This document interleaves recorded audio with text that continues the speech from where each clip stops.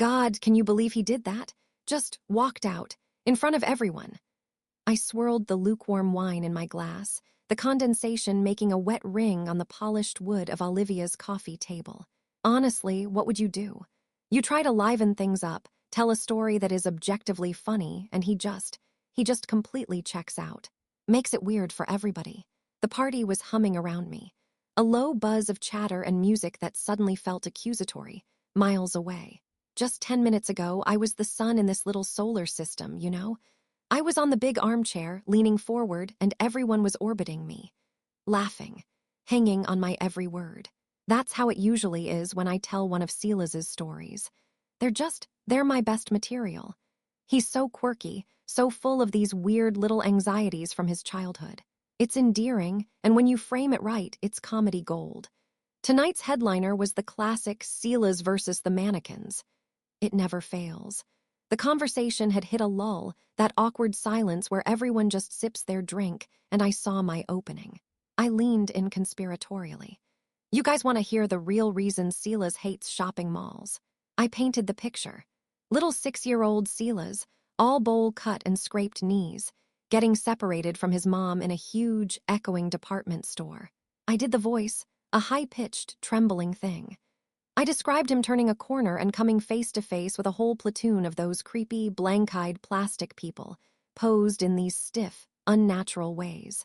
He was convinced, I said, pausing for dramatic effect, that they were an army of kidnappers sent to replace all the real humans. I mimicked his wide-eyed terror, the little squeak he apparently made before bursting into tears. It's a detail he told me once, late at night, in the kind of whispered confidence you think is safe. To this day, I delivered the punchline, winking at the crowd. He practically speedwalks through the men's section at Macy's. Right, babe. The laughter was exactly what I wanted. Loud, a genuine roar. Olivia was wiping a tear from her eye. It felt good. It always does, that little rush of being the funniest person in the room. But when I glanced over at the corner of the sofa where Silas was sitting, the vibe was off. He wasn't laughing. He wasn't even doing his usual eye-roll but secretly loving it thing. He was just staring down into his drink, slowly, methodically, stirring the ice cubes with his finger. His shoulders were slumped, and honestly, it pissed me off. Like, come on, play along. This is our bit. It's funny because we're so in love that we can laugh at anything, right? That's the subtext. He's supposed to roll his eyes, maybe give me a playful shove, and everyone thinks, wow, they're so comfortable with each other. But tonight, he was just a black hole of fun, sucking the energy out of my big moment. I just figured he was tired from work, you know, being a bit of a party pooper. I never, not for a single second, thought it was about me. The laughter died down into a few chuckles, but the air had changed. It was thinner somehow. David, who's known Silas since college and is usually the first to laugh at my jokes, cleared his throat. So, Silas, how's that new project at the firm going? He asked, his voice a little too loud, a little too eager. He was trying to build a bridge to steer the conversation into safer waters. And that, right there, that's what really got me. David's pity. His awkward attempt to save Silas from what? From a funny story? It felt like he was siding with him, like they were both implicitly judging me for being the life of the party. It made me feel like I had to double down, you know, to prove that this was all fine, that this was us. Oh, the project, I jumped in, cutting off Silas before he could even answer. I gave a theatrical sigh. You mean the one that's giving him night terrors? God, you should hear the stuff he says in his sleep now. I lowered my voice into a gravelly, serious tone, mimicking a news anchor. The Henderson files are not secure. Repeat, not secure. Dead silence. Not a titter, not a single smile. Olivia was suddenly fascinated by a loose thread on her jeans. David just looked at his shoes. The joke, which had seemed so brilliant in my head, just hung there in the air, heavy and ugly. I looked at Silas, expecting, I don't know what I was expecting. Maybe for him to finally snap out of it and laugh, breaking the tension. But he didn't. He didn't even look at me. He just very slowly, very deliberately, placed his glass on the coffee table. The clink of glass on wood was the only sound in the room. He pushed himself up from the sofa, his movements stiff. He grabbed his jacket from the back of the chair. I'm gonna head out, he said. His voice wasn't angry. It was worse.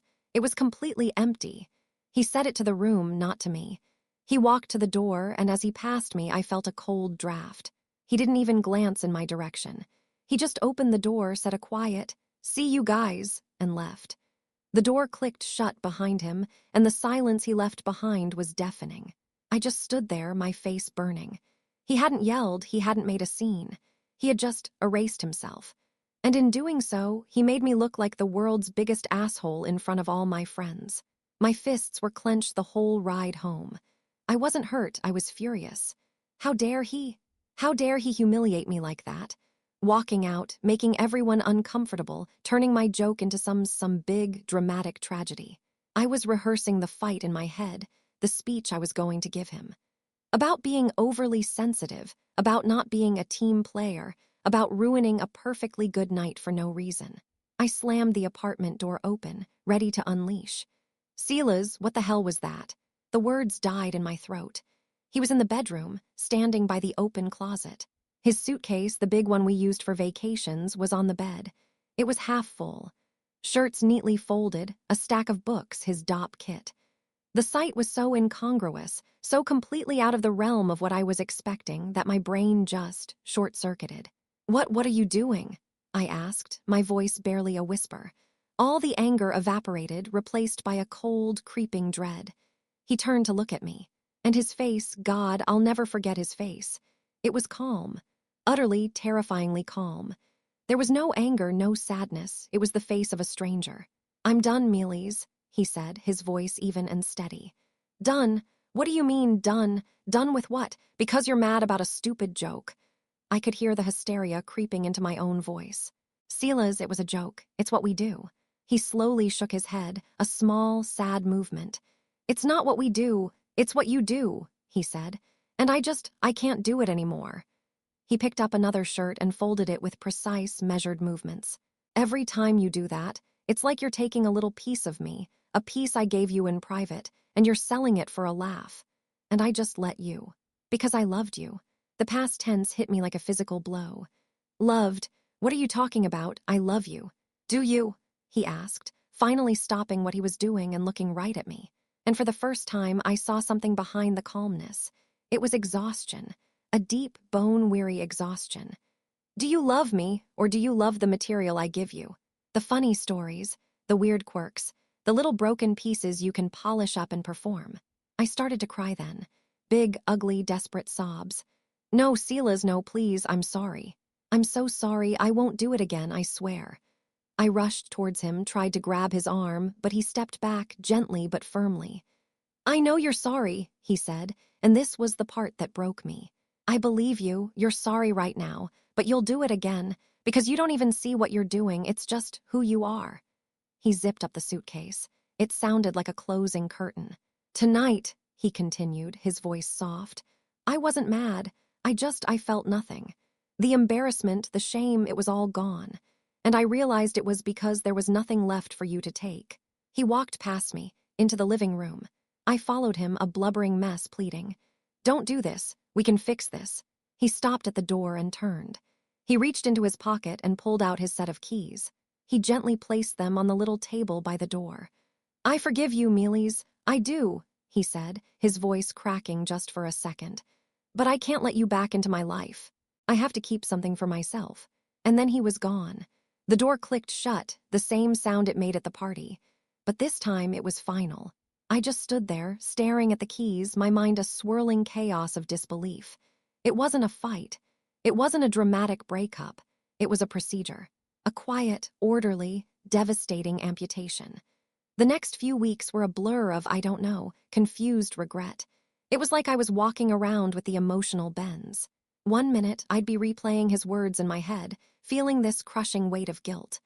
The next, a wave of pure, indignant anger would wash over me. A joke. He threw away 5 years over a goddamn joke. I mean, who does that? I tried to get the old rhythm back, calling up friends, trying to organize brunch, a movie night, anything. But it was all weird. Conversations felt stilted. When I'd bring up Silas, complaining about how he'd overreacted, how he was being so dramatic, people would just give me these tight, polite smiles and change the subject. It was like there was a secret memo I hadn't received. I felt this invisible wall going up. They were still my friends, but they were handling me with kid gloves, and it was making me insane. I thought David, at least, would be on my side, or at least give me the unvarnished truth. I cornered him at a happy hour, launching into my well-rehearsed monologue about Silas's thin skin. He just listened, nursing his beer, his expression unreadable. Finally, when I paused for breath, he sighed. He looked uncomfortable. "Look, Mealy's, I'm not getting in the middle of this. I'm not asking you to get in the middle." I snapped, a little too loudly. "I'm asking you to tell me I'm not crazy."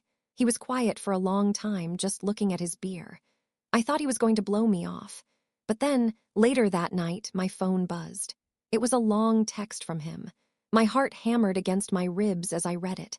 "Mealy's, you asked me to be honest. I called Silas after I left the party. I was worried about him. I've never heard him like that. He wasn't angry, he was just broken. He told me that for years, he's felt like his life was just a collection of anecdotes for you.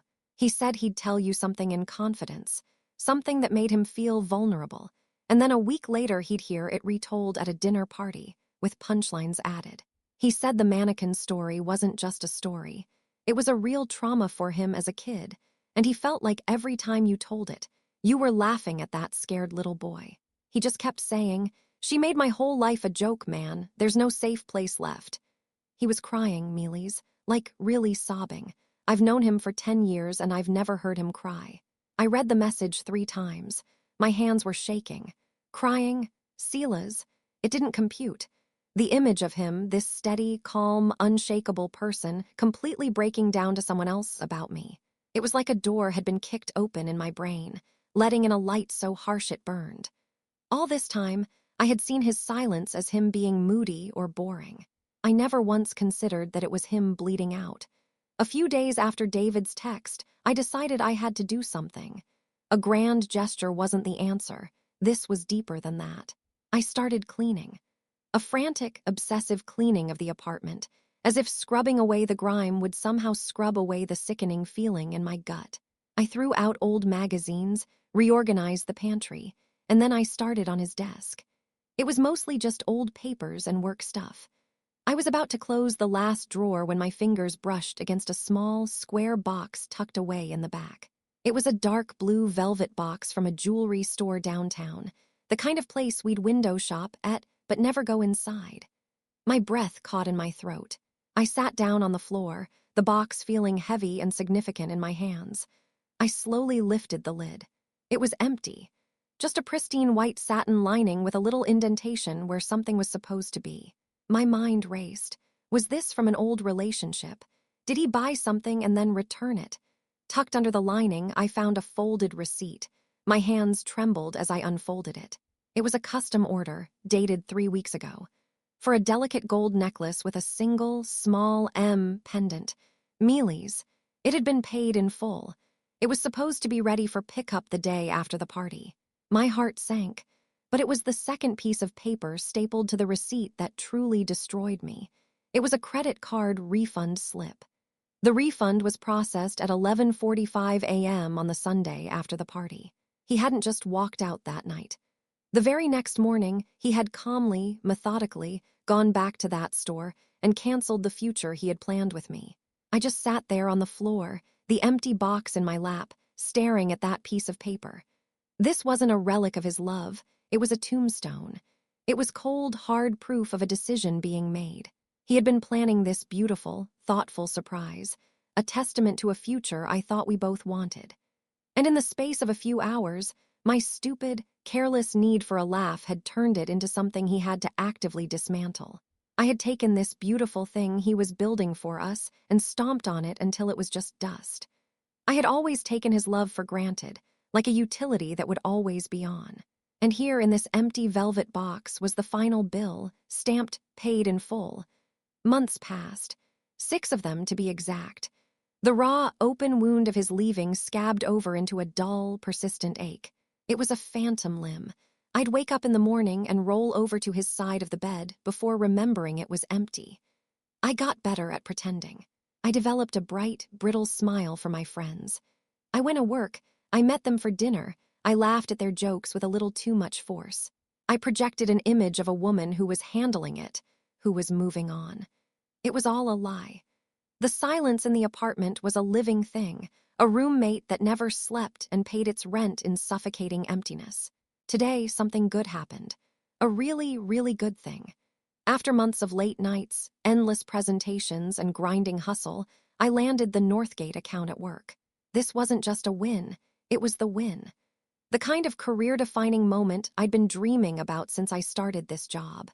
My boss, a man who usually communicates in grunts, actually beamed at me and clapped me on the shoulder. My colleagues offered genuine congratulations, not the usual competitive back-patting. For a solid hour, I felt a pure, unadulterated spark of pride. I did it. I did it. The feeling carried me all the way to my car. I was buzzing, the city lights blurring past my window in a celebratory streak. I pulled out my phone at a red light, my thumb automatically flying across the screen, scrolling through my contacts, ready to share the news. My finger hovered over his name. Silas. It was pure, unthinking muscle memory. For 5 years, he was the first call. The first person I told anything to, good or bad, a triumph or a disaster. He was my human diary. I could already hear his voice, that warm, genuine excitement he reserved just for me. Me, that's incredible. I told you you'd get it. You knew you could do it. We have to celebrate. Let's open that bottle of wine we were saving. And then, like a punch to the gut so hard it knocked the wind out of me, reality crashed back in. There was no we. There was no bottle of wine. There was no celebration. I dropped the phone onto the passenger seat as if it had burned me. The light turned green. The car behind me blared its horn, a long, angry sound. I just sat there, frozen, the world blurring through a sudden, hot film of tears. The joy from my victory, that bright, shining thing, vanished. It was sucked into the black hole of his absence, gone without a trace. I finally managed to drive home, my hands shaking so badly on the steering wheel I could barely grip it. I walked into the quiet apartment, my big news feeling hollow and pathetic. Who was I even going to tell? My parents would be happy, my friends would say, congrats. But it wasn't the same. They would be proud of me. Silas would have been proud with me. He would have felt the victory as if it were his own. I looked around at the space we had shared. It was just a place now. A collection of furniture. The warmth, the life, the feeling of home, it had all walked out the door with him. I had won. I had gotten the big account, the thing I'd sacrificed and worked so hard for. But the one person in the world I wanted to tell, the one person whose pride would have made it all real, was gone. And I finally, truly understood. His love hadn't been the background noise of my life. It had been the sound itself. The constant, reassuring hum that let me know everything was okay, that I was safe. I had been so busy trying to be the loudest voice in the room, so desperate for the spotlight, that I never realized his quiet, unwavering presence was the only thing making the music. Now there was just silence. And in that silence, I was completely and utterly alone, suffocating in the empty space where he used to be.